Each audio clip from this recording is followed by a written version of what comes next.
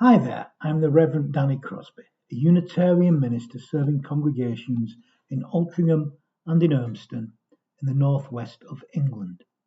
And I offer this devotion as a balm for the heart, for the mind, for the spirit, and for the soul. And it's titled Liminal Space. We are always passing through thresholds.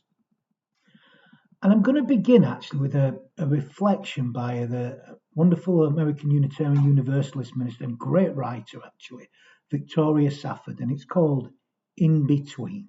Speaks so powerfully to me of recent experiences, actually. So I'd like you to hear her words before mine. So it begins. One afternoon, some time ago, I brought my little baby out to visit a very, very old neighbour who was dying that year, quietly and gracefully, in her gracious home. We were having a little birthday party for her, with sherry and cake, and a few old friends gathered round her bed. To free a hand to cut the cake, I put my baby down right on the bed, right up on the pillow, and there was a sudden hush in the room. We were caught off guard, beholding. It was a startling sight. There in the late afternoon light were two people side by side, two human merely beings. Neither one could walk, neither one could speak, not in a language you could understand, but utterly dependent on the rest of us bustling around, masquerading as immortals. There they were, a plump one, apple-cheeked, a cherry tomato of a babe, smiling, and a silver-thin one, hollow eyes, translucent, shining, smiling. We were revelers. We revelers were hushed because we clearly saw that these two were dancers on the very edge of things. These two were closer to the threshold, to the edge of the mystery than any of us had been for a long time or would be for a while. Living, breathing, smiling they were, but each with one foot and who knows how much consciousness firmly planted on the other side. Whatever that is, the starry darkness from whence we come and whither we will go in time. Fresh from birth, nigh unto death, bright-eyed, they were bookends there, mirrors of each other, radiant. Cake in hand, and napkins, knife, glasses, a crystal carafe, a century old, we paused there on the threshold of our own momentary lives. Then, what shall we sing? Said someone in the silence, to the sunlight on the covers, to the stars. It was the only question then as now, years later. What on earth shall we sing? Well, I would probably sing the joy of living. Let's sing the joy of living in all its mystery. We're always at the threshold of something. So here we stand on the hinge of another year. The winter solstice has passed, Christmas has been and gone, and we find ourselves in those in-between days, standing at the threshold of a new year. Yes, the daylight hours will increase over the coming weeks, but still we must face winter. I noticed this morning actually the light was out and it was daylight before 8 o'clock. But still, it's winter. January and February can be the most difficult months of the year as we feel stuck in the cold of these dark winter evenings. Winter is not an easy time, so many of us want it over as soon as possible. Some don't, though, by the way. I met a lady in the park the other day walking the dogs, and she loves this time of year. It's her favourite time of year. She doesn't really like spring. A strange mystery, but folk are folk. But most of us want spring and the new birth and the life that the new birth brings. But we can't live like that, hoping for what for what is yet to come. We don't know how long we've got. We can't hold on for the spring yet to come. If we do, we fail to fully experience what is now. And maybe that's what the woman in the park meant. I don't know. There is such richness now, as she said, in the dark cold of winter. We need to feel it. We need to allow our eyes to adjust to the darkness. There is a beautiful wonder about winter that we could do well to embrace. For it is in this cold stillness, silence even at this time of year, that change can begin to form and change can come and go and grow. There are snowdrops about already, by the way. That's because it's such a mild winter, isn't it? There is a beauty in those in-between days as we stand on the threshold of something new, as we stand in this space, as we stand together between the worlds in the changing of the light. Another song that we could sing. But the truth is, we're always standing at thresholds at different times of change in our lives. Each beginning is actually the end of something, and each ending is the beginning of something new. And what stands in between this is threshold. We're always standing at threshold. I was talking to a friend the other day, actually, who's just become a father. His life has changed forever. It will not be the same again. He has passed through one state of being into another. His life is transformed forever. His life has changed forever. It will never be the same again. I was talking with a member of the congregation who's just become a grandmother to twins. She's standing at a threshold where life will never be the same again. And it's been made ever more poignant as she's been at the bedside of a dear friend who's also dying at this time, just like in the Victoria Safford story. And I found myself standing at thresholds at the sides of the beds of other people in recent months, or people's lives that have come to an end, or lost people in my life. Both congregations have lost people, and everybody's lost some friend or an acquaintance in recent months. I'm sure many folk, some of you watching this video, will have been at the bedside of someone these last few months, either seeing new life or life coming to an end, stepping out or into the unknown. Those that have died have passed from the last stage of physical life into who knows what, the great mystery that comes, whatever that might be. I think maybe this is why when we talk of someone who's died that they've passed, we say they've passed as if they've passed to something else. And it changes our lives when we lose someone we love dearly. Our relationships with life have changed. We have passed through a threshold ourselves that is grief.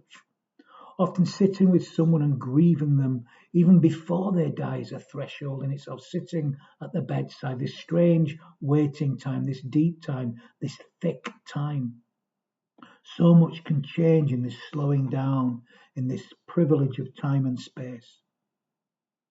And then as we lose them, as they pass into this other stage, something changes forever. Life is never quite the same again as we pass into a time of real grief. Another threshold, actually, grief that can change us forever. Life is never the same again. We pass through into what seems like another world, another dimension of life, which is the stages of grief, if you like, which is not linear, by the way, it's all over the place. There's a phrase that's sometimes used to describe these in-between moments, these thresholds, which is liminal space. And liminal space is literally a threshold. It comes from the word liminal comes from the Latin limens, which meant a threshold. Actually, it literally means threshold. And a threshold is a doorway, or it's the entrance. It's a place or point of entering or a place of beginning. In psychology, the term Liman means the point at which stimulus is of sufficient intensity to begin to produce an effect, a change. So liminal space is that moment when something changes from one state to another state, such as the dawn, actually, of each day, when the morning sun rises high in the sky to bring in daylight, or at dusk, when the evening sun sinks into the horizon, bringing nightfall. This is liminal. Liminal space is that moment when we move either into or out of a deep, deep fog, whether a physical fog or one made from our own minds. I was driving through fog the last 2 days, driving on the M62 in and out of fog. Never a nice experience, but it feels great when you come through it. And sometimes in the metaphorical fog, we find a complete stillness in that strange fog. And in that stillness, in that fogginess, in that confusing state, sometimes new truth can be revealed. But only when we come out of the fog into the light. As we come out, there's like a new light is there. It's a bit like similar to the moments when you awaken from a deep sleep, whether that's an actual sleep or a metaphorical sleep, when you're fully awake and you're no longer asleep. It's like something's changed. And at the other end of that is that state when we move from being fully awake into a deep sleep.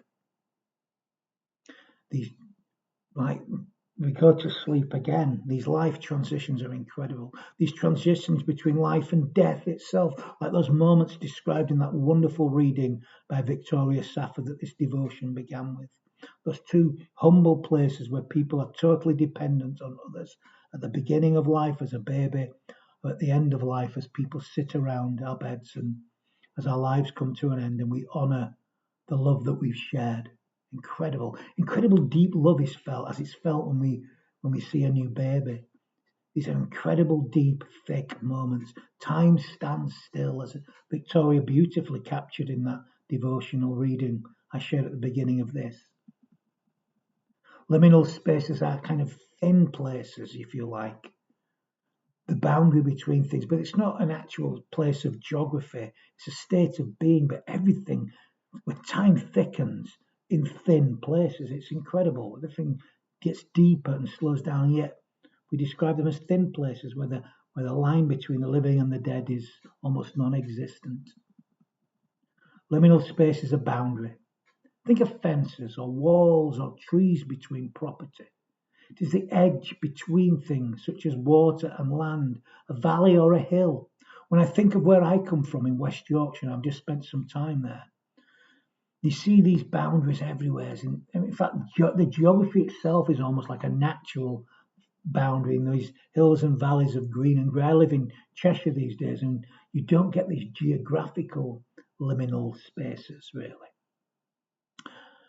When the land seems to take shape in different ways and breaks everything up, the geography is so different. And another example is the east coast of Yorkshire, really, actually, around Filey and Flamborough Head, where the cliffs are eroding and falling away into the North Sea. It's amazing if you stand up there and stare out into the sea, watching the waves hitting and then retreating back off the coast. In that moment of contact, just before the sea itself withdraws from the cliff, that's a liminal, just that split second before, and then it goes back. There's a space of change where the water changes into some other space. But liminal space is not only physical in nature, though. It is that moment which may last for a lifetime, that lies between the known and the unknown. It's that moment of transition, a space of heightened intensity, when we cross the threshold of what we think we know. That moment of abandon, when things change and are never quite the same again. Moments that change us forever. Moments that change everything. We all have such moments. It's just that we're not fully awake to them most of the time. They're happening all the time. We just aren't aware. We are always in that space between the changing of the light, between every sunrise and every new sunset. In that moment, in that space, a new possibility is born in us and pours out of us. Now, sometimes we enter these spaces, these liminal spaces, willingly as a result of a decision to try something new. But there are other times when we just drift into them, a bit like driving into that fog these last 2 days and nights, on our journeys somewhere, not knowing when the fog will clear, Such moments are filled with uncertainty. They are times of transition we did not ask for at all. These can be confusing times, and such confusion can cause fear, can cause anxiety. And we don't like uncertainty. We like to know the ground that we're going to stand on is solid and secure, but it might be like that cliff edge at Filey. We want the path to be clear. We want our goals to be certain. We want to rush through the fog and enter into the light as soon as we possibly can. That's why so many of us want to get through the dark, cold winter. For spring is so much more appealing. But we cannot have the joy of spring without life's winter. We want certainty. We want firmness, and we want it now. At the end, at the beginning of the end of it, at the end of the year, this new year, we want to know what's coming, don't we? But we don't know what's coming. And if we did, we might not step into what the life offers to us. The French Jesuit priest Teilhard de Chardin captured this anxiety perfectly when he wrote, "We are quite naturally impatient in everything. To reach the end without delay, we would like to skip the intermediate stages. We are impatient of being on the way to something unknown, something new, and yet it's the law of all progress that it is made by passing through some stages of instability, and that it may take a very long time." He urged us to be patient, to embrace this time of uncertainty, to allow it to unfold naturally as we evolve into what we are meant to become. The key, it would seem, is to be open to the experience and to experience everything before everything matters, even the experiences that we don't want to feel. We need to experience the threshold so as to learn all that these thresholds have to offer, to stand between the worlds in the changing of the light, to pass through the liminal space and become all that we were born to be, born again and again and again in each new moment of life. For we are always changing. We are always on the threshold of something, moving through liminal space. Some of these changes are physical, others psychological, and often deeply spiritual. Last year, as I stood on the threshold of the year, I did not know what was to come. None of us do we? The future is unwritten. This year, as we stand at this approaching threshold, uncertain of what is to come again, as we stand in the coldest, darkest days, let's not rush through these in-between days. Let's not wish them away. Let's instead appreciate the liminal space for what this space is. And when we are ready, let's step into the days of the new beginnings and truly give birth to the love that is within us all. I'm going to end now with some final days of blessing. As I always do, it is space too. We need to bless more. And we bless when we give ourselves wholeheartedly to life. So as we stand at the hinge of the year, at the threshold of what is to come, in this liminal space, uncertain of what is to come, let's do with openness and appreciation of all that is life. Let's appreciate all that these days offer, in the beauty and their uncertainty, that the cold darkness offers to us. Let's not do so in fear. Let us do so in hope and openness of what is yet to come. And may we carry these blessings with us, and may we do so in all that we feel, in all that we think, in all that we say, in all that we do. Amen, and blessed be.